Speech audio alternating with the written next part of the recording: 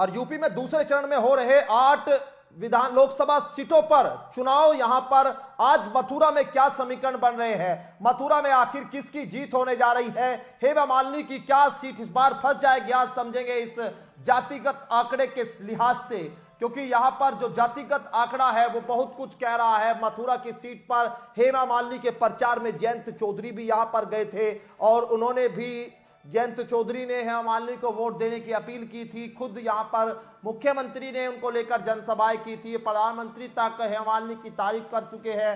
लेकिन जब सरकार में होते हो, जब सरकार में रहकर जनता की बात करते हो, तो वो बात क्या आज जनता की समझ में आ रही है। आज तमाम उन मुद्दों पर हेमा मालिनी के लेकर आज परीक्षा है, बड़ी कड़ी परीक्षा आज यहां पर लोकसभा सीट को लेकर मथुरा में चल रही है। लेकिन मथुरा में इंडिया गठबंधन या एनडीए गठबंधन किसकी होगी जीत, आज समझ रहे हैं। इस रिपोर्ट को देखते हैं कि आखिर जातिगत समीकरण, जातिगत आंकड़े क्या कहते हैं। देखिए, सबसे पहले जाटव वोटर की बात करें, करीब 1.5 लाख यहां पर है, ठाकुर वोटर करीब 3 लाख है, वैश्य वोटर करीब यहां पर 1 लाख मथुरा में है। जातिगत समीकरण यहां पर मुस्लिम वोटर यहां करीब 1.5 लाख है, जाट वोटर करीब 3.5 लाख है और ब्राह्मण वोटर करीब 3 लाख है। देखिए, यहां सबसे ज्यादा जो ठाकुर और जाट है वो इस बार समीकरण बनाएंगे और बिगाड़ेंगे, और जाट इस बार जयंत चौधरी के साथ है कि नहीं ये यहां मथुरा में तय हो जाएगा। लेकिन ठाकुर जिस तरह से बीजेपी से नाराज पंचायतें उन्होंने की, क्या वो इस सीट पर यहां बीजेपी का खेल बिगाड़ेंगे, ये भी समझना है। हेमा मालिनी को लेकर अंदर खाने कितनी नाराजगी है, आज इस सीट पर तय हो जाएगा। ये पता चल जाएगा कि कौन आखिर यहां इस सीट पर जीतने हारने जा रहा है, क्योंकि जनता ने मन बना लिया है और वो वोट डालने से पहले तमाम उन मुद्दों पर आज बात कर रहे हैं जो जनता से नेताओं ने वादे किए थे। 5 साल तक उन वादों का क्या हुआ, क्या वो वादे पूरे हो गए हैं, क्या रोजगार मुद्दा यहां पर है, क्या महंगाई का मुद्दा यहां पर है। मथुरा में 8 जो सुबह 7 बजे से मतदान हो रहा है, आखिर जो वोट डालने से पहले लोगों के मन में चल रहा है वो समझेंगे। लेकिन उससे पहले एक छोटा सा आंकड़ा समझ लेते हैं, जहां मथुरा में बीजेपी ने एक बार फिर मौजूदा सांसद हेमा मालिनी को टिकट देकर उन पर भरोसा जताया, तो कांग्रेस ने मुकेश धनगर को टिकट दिया है। बसपा से सुरेश सिंह चुनावी मैदान में हैं। यहां कुल मतदाताओं की संख्या की बात करें तो 19,29,000 के आसपास यहां संख्या है, जिसमें पुरुष की बात करें तो 10 लाख से ज़्यादा पुरुष है। यहाँ पर महिला मतदाता भी 8,97,000 के आसपास है। और यही कामयाबी, यही जो है कितने वो अपने वोट को इस बार मौजूदा सांसद हेमा मालिनी अपने पक्ष में कर पाएगी, क्योंकि यहाँ जाट और ठाकुरों की बड़ी संख्या और ठाकुर नाराजगी। जाट क्या जयंत के आने से बीजेपी के साथ है, क्या वो सब समीकरण, लेकिन ग्राउंड पर इस वक्त हो क्या रहा है वो देखिए। एक बार आपको ग्राउंड से रिपोर्ट समझते हैं। यहाँ पर हमारे साथ बात करने के लिए पवन हमारे साथ बने हुए ग्राउंड से। पवन, आपसे मैं समझना चाहूंगा कि जनता इस बार किस मुद्दे पर यहाँ वोट कर रही है मथुरा में। जी बिल्कुल, मैं आपको बता दूं कि तमाम जो मुद्दे हैं उनको लेकर जनता पहले से ही हेमा मालिनी से नाराज थी, क्योंकि 2 बार से मथुरा की सांसद 10 साल से हेमा मालिनी है। तमाम सबसे बड़े अगर मुद्दे की हम बात करें तो यमुना शुद्धिकरण ये पहला मुद्दा है। लेकिन उन मुद्दों के साथ साथ बेरोजगारी, तमाम लोगों का लोग जो कि पढ़े लिखे लोग होते हैं उनको नौकरी ना मिलना। पर अगर हम अहम मुद्दे की हम बात करें तो मथुरा में सबसे बड़ा मुद्दा और चर्चित मुद्दा इस समय बना हुआ है, वो बना हुआ है मां यमुना की शुद्धिकरण को लेकर। तमाम 2 बार जब सांसद हेमा मालिनी रही थी तो 2 बार जब वो चुनाव मथुरा से लड़ी थी तब उन्होंने मां यमुना का आचमन किया था, उसके बाद उन्होंने पर्चा भरा। और तीसरी बार भी जब उनको बीजेपी ने फिर टिकट दिया था तो हेमा मालिनी के द्वारा पहले मां यमुना का आचमन किया गया, उसके बाद फिर पर्चा भरा गया। लेकिन वहां के लोगों का कहना है कि चुनावी वायदे करते हैं, चुनाव वायदे करने के बाद मां यमुना को भूल जाते हैं। तो कहीं ना कहीं पहला मुद्दा अगर हम बात करें तो मां यमुना को लेकर लोगों के बीच बना हुआ है। लेकिन जब हेमा मालिनी से इस मुद्दे पर बात की गई तो उनका कहना है कि मैंने लगातार मां यमुना के लिए काम करती रही हूँ और आगे भी करती रहूंगी। लेकिन जब जनता के बीच में जाके हम इस बात को पूछते तो जनता का कहना है कि अगर काम होता तो मां यमुना आज मैली ना रहती। तो ये जो चौथरा है वो मां यमुना की बनी हुई है।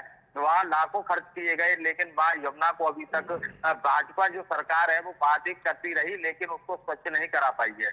तो पहला मुद्दा तो यही है। वहीं एक गांव मुखराई है, हमने पहले भी आपको अपने दर्शकों को बताया, प्रमुखता से लिया था कि मां गांव मुखराई है जो कि विश्व पटल पर अपनी एक छाप बना चुकी है। वो मां राधा रानी है जो कि अलबेली सरकार है, उनकी वहां ननिहाल है उस ननिहाल की इस समय जो दुर्दशा है वो काफी निंदनीय है। इसीलिए आज वहां के लोगों ने बहिष्कार किया है, लेकिन भाजपा के जो कार्यकर्ता है, जो प्रदर्शनकारी है, वो वहां मौके पर पहुंचे हैं।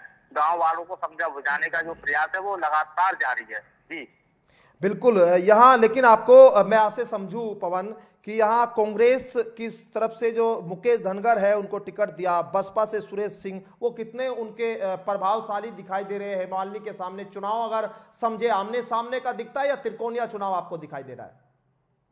नहीं, अगर हम चुनाव की बात करें तो त्रिकोणा चुनाव बिल्कुल नहीं है, आमने सामने का चुनाव है।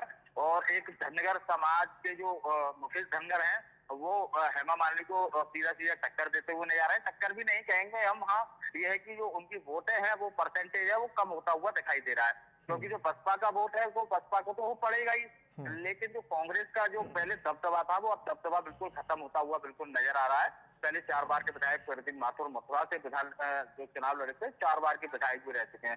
लेकिन जब से वो श्रीकांत शर्मा यहाँ से विधायक बने हैं, तब से जो कांग्रेस का मथुरा वृंदावन से जो सुपड़ा साहब है, वो होता दिखाई दे रहा है। और कांग्रेस से जो लोगों की जो दूरियां हैं, वो बनती हुई दिखाई दे रही है। तो माना जाए कि जो मथुरा वृंदावन की जो सीट है, जो वोटर है, वो हेमा मालिनी को ही करेगा, चाहे कितना भी नाराज क्यों ना हो। ठाकुरों की नाराजगी का कहीं असर आपको दिखता है मथुरा में? जिस तरह से बीजेपी को लेकर लगातार ठाकुरों ने पंचायत की और बीजेपी के खिलाफ जो है वो जाते हुए दिखाई दिए, क्या मथुरा में वो माहौल कहीं समझ आता है आपको?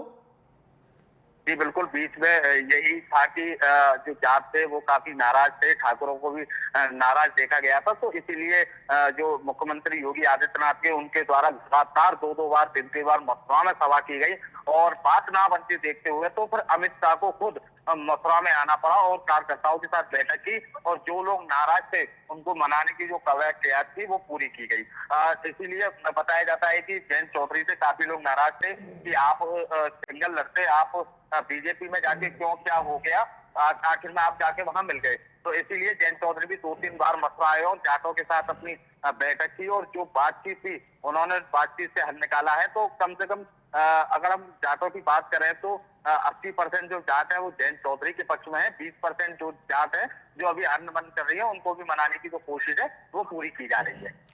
ठाकुर कहीं पक्ष में आते दिखे हैं क्या? अभी भी विपक्ष में दिखाई दे रहे हैं? किस तरह के है ठाकुरों को लेकर भी?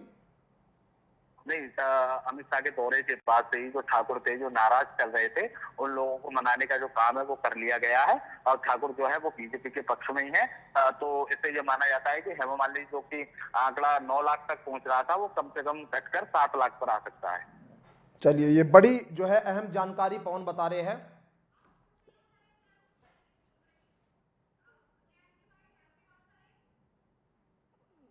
यहां पर देखिए आप मथुरा में किस तरह से जो हेमा मालिनी के लिए संकट खड़ा हो सकता है। हेमा मालिनी को सबसे बड़ी जो समस्या इस बार यहां पर जनता उनके सामने खड़ी कर सकती है। जैसे रिपोर्टर बता रहे, ग्राउंड रिपोर्ट को समझ रहे हैं कि जो पहला वो जीत का उनका फासला था वो कहीं बहुत ज्यादा घटने वाला है, लाखों की संख्या में घटने वाला है। और अगर यहां विपक्ष उन मुद्दों को प्रभावी तरीके से उठा पाया हो तो वो वाकई जो है यहां बड़ी फाइट यहां एनडीए और इंडिया गठबंधन के बीच मथुरा में होने जा रही है। यहां हेमा मालिनी को बड़ी टक्कर, बड़ी चुनावी टक्कर, जीत हार जो है वो 4 जून में तय हो जाएगी। लेकिन आज जब ईवीएम में यहां वोट डाले जा रहे हैं तो वो कहीं उनके विरोध में भी दिखाई दे रहे हैं मालिनी को लेकर।